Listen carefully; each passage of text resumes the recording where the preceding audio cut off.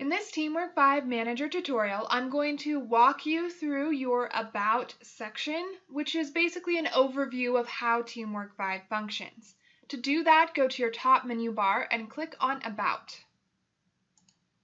If you find yourself stuck navigating TeamWork 5, this is a good place to come because it explains how each of the sections work.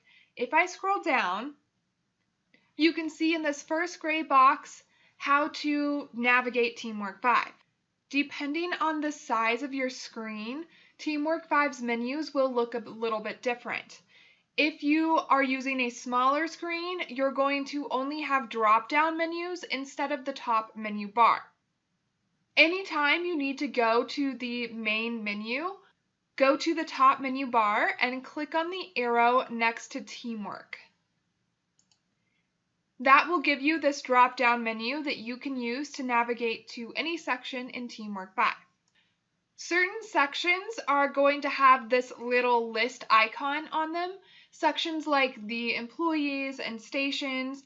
If you want to see all of your employees or switch from one to another, you can click on that little image and it will pull up the list for you. Anytime you see the little caret triangle symbol, you have a drop-down menu available to you. So if you can't find what you're looking for, be sure and click on that arrow and it'll pull down the menu. Some pages are date specific. If you're not seeing the information that you want, make sure you're looking at the correct date range. You can go to that specific date by choosing it from a calendar icon or using forward and backward arrows.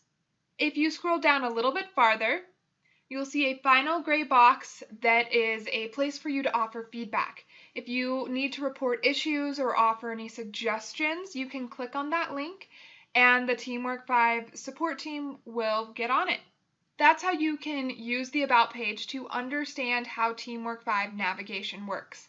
Check out the next video to learn about your Help tab.